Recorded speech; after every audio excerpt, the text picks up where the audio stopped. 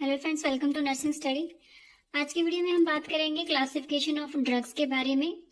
तो सभी ड्रग्स को क्लासिफाई करेंगे। सबसे पहले हम जानेंगे कौन कौन सी ड्रग्स होती हैं, ड्रग्स का क्या काम होता है, और जैसे कि एंटी हेमरॉइड ड्रग्स हैं, क्या काम होते हैं एंटी हेमरॉइड ड्रग्स का, और कौन कौन सी मेडिसिन हैं जो एंटी हेमरॉइड ड्रग्स के अंडर आती हैं।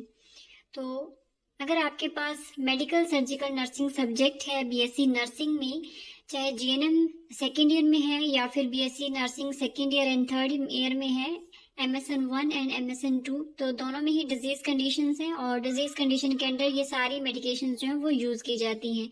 तो यहाँ पर मैंने जो इम्पोर्टेंट मेडिकेशंस है या फिर जो इम्पोर्टेंट ड्रग्स हैं जो कि काफ़ी डिजीज में यूज की जा रही हैं, तो उन्हीं की ही क्लासीफाई मैंने उनको किया है।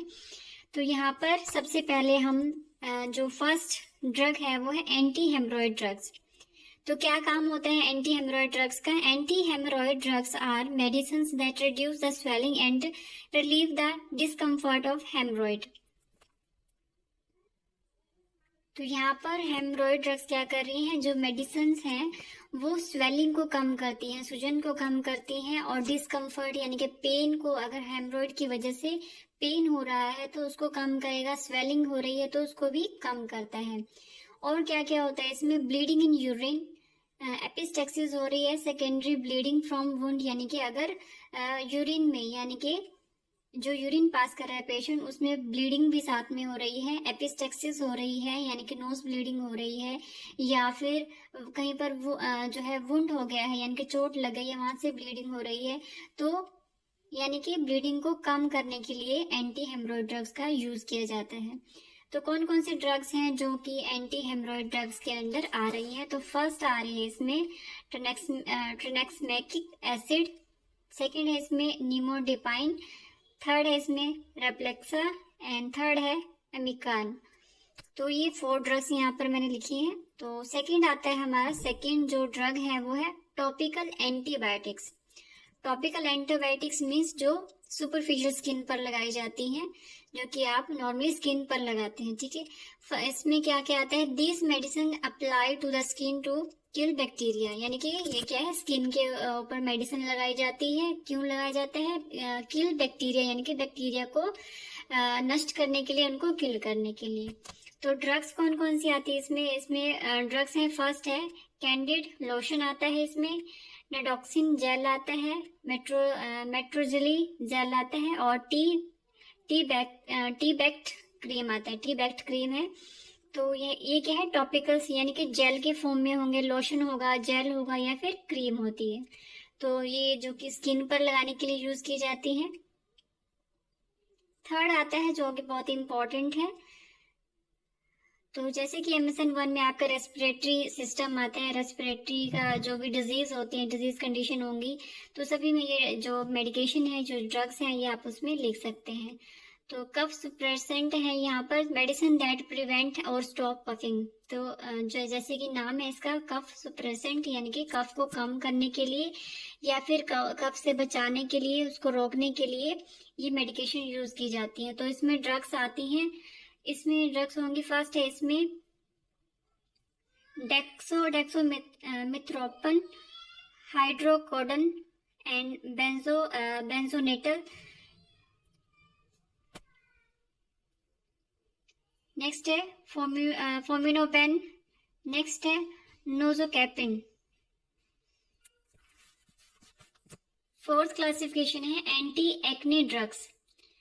तो यहाँ पर एक्ने को कम करने के लिए, एक्ने को रिमूव करने के लिए, तो इसमें क्या आता है? Medicine that help clear up pimples, black head, white head, and more severe form of acne. तो यहाँ पर अगर पेशेंट को पिंपल हो रहे हैं, पेशेंट के जो फेस पे ब्लैक हेड्स हैं, व्हाइट हेड्स हैं, या फिर किसी भी तरह के एक्ने हैं, उनको रिमूव के लिए एंटी एक्ने ड्रग्स जो है वो यूज की जाती हैं। तो इसमें ड्रग्स आती हैं, फर्स्ट रहते हैं इसमें आता है रेटिनाई, बेंजास्लिन, बेंजामाइसिन, एंड डिफ्रिन एंड एक्सोन। तो ये है एंटी एक्ने ड्रग्स। नेक्स्ट आता है नसेड्स, बहुत ही इंपॉर्टेंट है नसेड्स।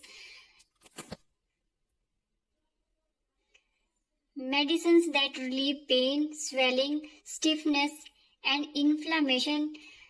तो नसेड्स जो है वो यूज की जाती है पेन को कम करने के लिए। अगर पेशेंट को स्वेलिंग है तो उसको कम करता है, अगर पेशेंट को स्टिफनेस हो रही है या फिर इन्फ्लामेशन हो रही है तो उसको भी कम करने के लिए नसेड्स जो है वो पेशेंट को दी जाती हैं।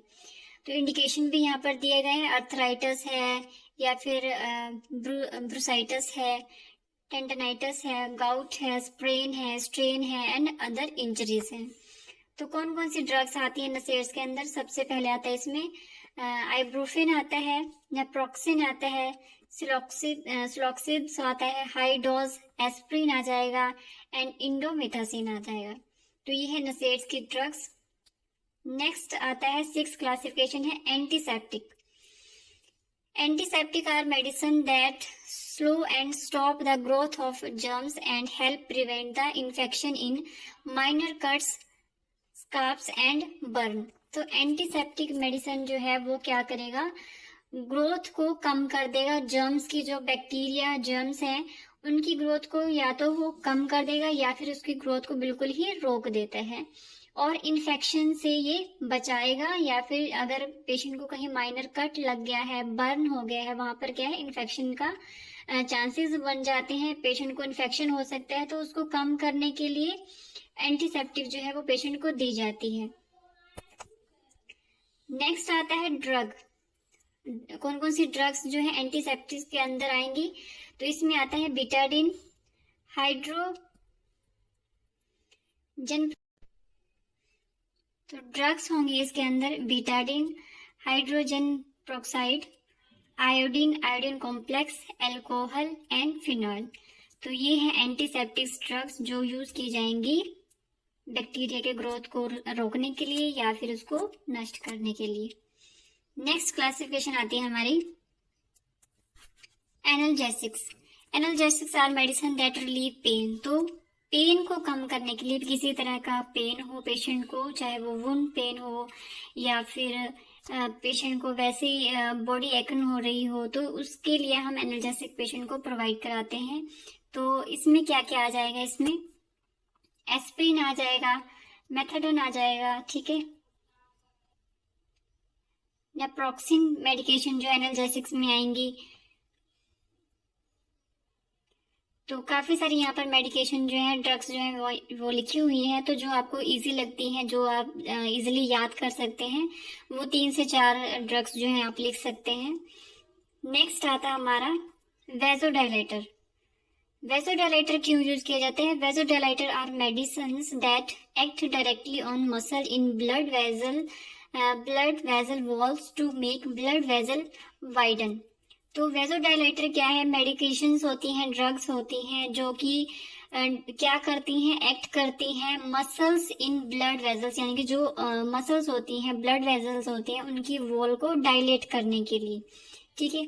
यानी कि अगर पेशेंट को हार्ट प्रॉब्लम हो रही है, वो ब्लड वेजल्स की वजह होती है, क्योंकि ब्लड सप्लाई जो है वो प्रॉपर से नहीं हो पाता है। वो ब्लड वेजल की जो वॉल्स होती हैं उनको डायलेट करने के लिए हम वेजोडाइलेटर पेशेंट को देते हैं। तो इसमें जो ड्रग्स होंगे,